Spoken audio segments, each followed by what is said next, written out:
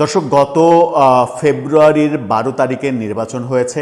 ১৭ তারিখে নতুন সরকার শপথ নিয়েছে।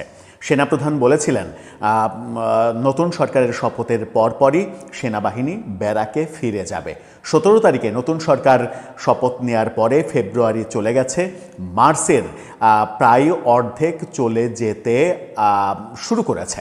অর্ধেক প্রায় চলেই গেছে, ১০ দিন চলেই গেল। তো এরকম অবস্থাতেও আমরা সেনাবাহিনীকে ব্যারাকে ফিরে যাওয়ার কোনো ব্যাপার তো দেখছিই না, বরং সেনাবাহিনীকে বড় বড় দায়িত্বে ইনভলভ করছে সরকার। তাহলে প্রশ্ন আসছে, সেনাবাহিনী কি ব্যারাকে ফিরে যাবে না? সেনাবাহিনী কি এভাবে মাঠেই থাকবে? প্রফেসর ইউনূস সরকারের আমলের যে অরাজকতা, সেই অরাজকতা কি এখনও থামানো যাচ্ছে না? সেনাবাহিনী বাদে পুলিশের ওপরে কি আস্থা রাখা যাচ্ছে না?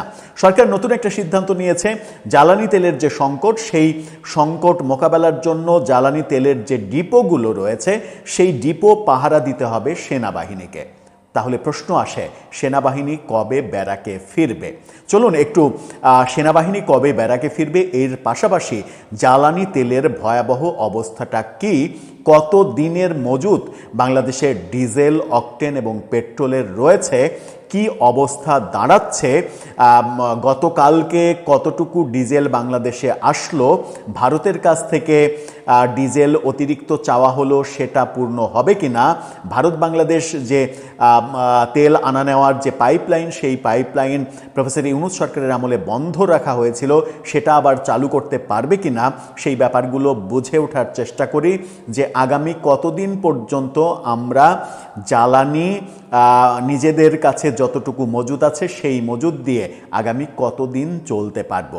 সেটা 10 দিন, 15 দিন, 17 দিন নাকি 25 দিন, সেই আলোচনাই করব এই ভিডিওতে।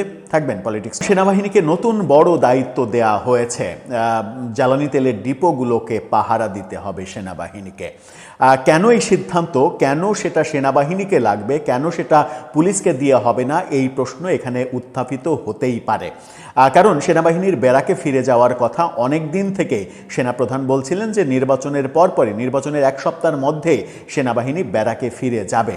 কিন্তু নির্বাচনের 1 মাস হয়ে গেল, এখনও সেনাবাহিনী মাঠে রয়েছে। সেনাবাহিনী তারও আগে 1.5 বছর প্রফেসর ইউনূস সরকারের যে অরাজকতা, সেই অরাজকতা মোকাবেলা করতে হিমশিম খেয়েছে। সেনাবাহিনীকে এক নাগাড়ে এইভাবে মাঠে রাখলে সেনাবাহিনীর যে মর্যাদা, সেই মর্যাদা যেমন ক্ষুণ্ণ হয়, তেমনি সেনাবাহিনীর মূল যে দায়িত্ব, স্বাধীনতা সার্বভৌমত্ব রক্ষা, সেই ক্ষেত্রে একটা বড় টান পড়তে পারে যে কোনো সময়, যে কোনো জরুরি প্রয়োজনে। তাহলে সরকার এই তেলের ডিপো পাহারা দেওয়ার জন্য সেনাবাহিনীকে কেন ডাকছে?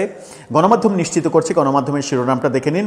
সেখানে বলা হচ্ছে, তেলের প্রধান ডিপোগুলোতে সেনাবাহিনী মোতায়েনের নির্দেশ। এক বার্তায় বিদ্যুৎ, জ্বালানি ও খনিজ মন্ত্রণালয় এই তথ্য জানিয়েছে। এতে জানানো হয়েছে, জ্বালানি তেল বিপণনে উদ্ভূত পরিস্থিতিতে দেশের বিভিন্ন ডিপো হতে কোনো কোনো ক্ষেত্রে ডিলারদের আকস্মিক বর্ধিত চাহিদা অনুযায়ী জ্বালানি তেল পাওয়া যাচ্ছে না বলে জানা যায়। ফলে জ্বালানি তেল বিপণন কোম্পানিগুলোর চট্টগ্রাম মহানগরীর পতেঙ্গায় প্রধান স্থাপনা সহ প্রধান ডিপোগুলোতে, অর্থাৎ খুলনা জেলার দৌলতপুর, সিরাজগঞ্জ জেলার বাঘাবাড়ি, নারায়ণগঞ্জ জেলার গোদনাইল ও ফতুল্লা, দিনাজপুর জেলার পার্বতীপুর ও বরিশাল ডিপোতে অনাকাঙ্ক্ষিত পরিস্থিতি সৃষ্টির সম্ভাবনা রয়েছে।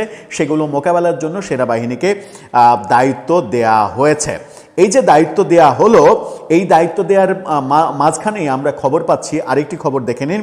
সেখানে বলা হচ্ছে যে ২৭,০০০ টন ডিজেল নিয়ে জাহাজ এলো চট্টগ্রাম বন্দরে। গতকালকে একটা জাহাজ এসেছে ২৭,০০০ টন ডিজেল নিয়ে। ২৭,০০০ টন ডিজেল কতটুকু সময় চলা সম্ভব এই ডিজেলে, সেটা আমাদেরকে নিশ্চয়ই জানতে হবে। সেটা জানতে হলে আমাদেরকে জানতে হবে যে বাংলাদেশে প্রতিদিন ডিজেলের চাহিদা কত।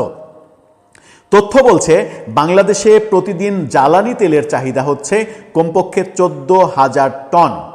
১৪,০০০ টন এই জ্বালানি চাহিদার মধ্যে ১২,০০০ টন চাহিদা হচ্ছে ডিজেলের। তো যদি ১২,০০০ টন চাহিদা ডিজেলের হয়, ২৭,০০০ টন গতকালকে এসেছে, সেটা ২.৫ দিন চলবে। আড়াই দিনও চলবে না। 12 দুগুণে 24 আর 3 মানে 2 দিন সামথিং সময় চলবে এই ডিজেল দিয়ে। সেরকম পরিমাণের ডিজেল গতকালকে এসেছে। ভারতের কাছ থেকে অতিরিক্ত 50,000 টন ডিজেল চাওয়া হয়েছে। সেটা যদি আসে তাহলে সেটা দিয়ে 4 দিন চলবে। তাহলে জানতে হবে, আরেকটু জানি যে দৈনিক হিসেবে দেশে প্রায় বছরে যে চাহিদা, মাসে যে চাহিদা 3,80,00,000 ton, 3.80 lakh ton, 3.80 lakh ton মাসে চাহিদা। এই চাহিদার মধ্যে রয়েছে অকটেনের চাহিদা রয়েছে সেটা হচ্ছে যে 1200, পেট্রোলের চাহিদা 1200 এবং অকটেনের চাহিদা 1100 টন। এই তথ্য হচ্ছে একটা সার্বজনীন তথ্য। এই সার্বজনীন তথ্যের বাইরেও আরও কিছু তথ্য রয়েছে। বিপিসির তথ্য অনুযায়ী বিপিসি দাবি করছে দেশে ডিজেলের মজুত ক্ষমতা, মানে ডিজেল সংরক্ষণ করার ক্ষমতা হচ্ছে 6,24,179 মেট্রিক টন। 6,24,179 মেট্রিক টন এটা মজুদের সক্ষমতা রয়েছে। বর্তমানে ডিজেল মজুদ রয়েছে 1,20,227 মেট্রিক টন। দৈনিক 9,022 মেট্রিক টন সরবরাহ করলে এই মজুদ চলবে 13 দিন। অর্থাৎ ডিজেলের মজুদ রয়েছে বাংলাদেশে মাত্র 13 দিন। বিপিসির যে তথ্য, সেই তথ্য অনুযায়ী ঢাকা পোস্ট এই তথ্যটা নিশ্চিত করছে। বিপিসি বলছে যে 13ই মার্চের মধ্যে 1,47,205 টন ডিজেল নিয়ে 5টি জাহাজ দেশে ফিরবে। গতকালকে 27,000 মেট্রিক টন নিয়ে এসেছে। দৈনিক 9,022 মেট্রিক টন সরবরাহ অনুযায়ী এই মজুদ চলবে আরও 16 দিনের মতো। তার মানে সেটা যদি আসে তাহলে সব মিলে ডিজেল দিয়ে দেশ চলতে পারবে আর সর্বোচ্চ 29 দিন, যেটা বিপিসির তথ্য। বিপিসির তথ্য নিশ্চয়ই একেবারে অ্যাকুরেট তথ্য হবে না। সেটা যদি 29 দিন বলে তাহলে হয়তো সেটা 20 দিনের মজুদের ব্যাপার আমরা ধরে নিতে পারি। তার মানে 20 দিন পরে আমাদের শূন্যতা তৈরি হতে পারে যদি এর মাঝে আবার না আসে। পেট্রোলের চাহিদা কত কিংবা মজুদ কতটুকু আছে চলুন দেখি। দেশে পেট্রোলের মজুদ ক্ষমতা 37,013 টন।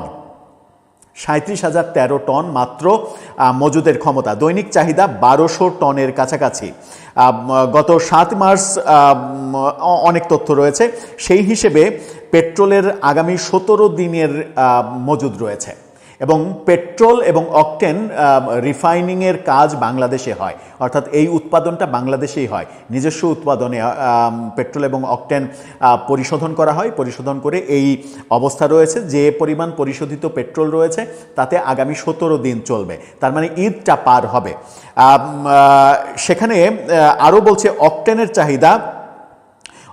চাহিদা যদি 1100 টন ধরা হয়, দেশে অকটেনের মজুদ ক্ষমতা রয়েছে 53,361 মেট্রিক টন। বর্তমানে জ্বালানি তেলটির মজুদ রয়েছে 23,204 মেট্রিক টন। এই হিসাবে অকটেনের মজুদ রয়েছে আর 25 দিনের। 25 দিন পরে অকটেন ফুরিয়ে যাবে যদি নতুন অকটেন তৈরি করা না যায় কিংবা পরিশোধন করার যোগ্য অপরিশোধিত অকটেন যদি আমদানি করা না যায়, তাহলে অকটেন শেষ হয়ে যাবে 25 দিনের মধ্যে। এবং সেটা বলা হচ্ছে যে রেশনিং পদ্ধতিতে চললে এই 25 দিন, 17 দিন, 29 দিন, এই যে হিসাবটা, সেই হিসাবটা যদি রেশনিং পদ্ধতিতে তেল দেয়া হয় তাহলে এটা চলবে। আর যদি স্বাভাবিক প্রক্রিয়ায় হয় তাহলে সেটা অর্ধেক দিন চলার মতো সক্ষমতা আছে কিনা সেই ব্যাপারে সন্দেহ রয়েছে। এদিকে আরেকটা খবর বাংলাদেশ সরকারের পক্ষ থেকে আরেকটি গণমাধ্যম নিশ্চিত করছে, সেই শিরোনামটা দেখে নিন।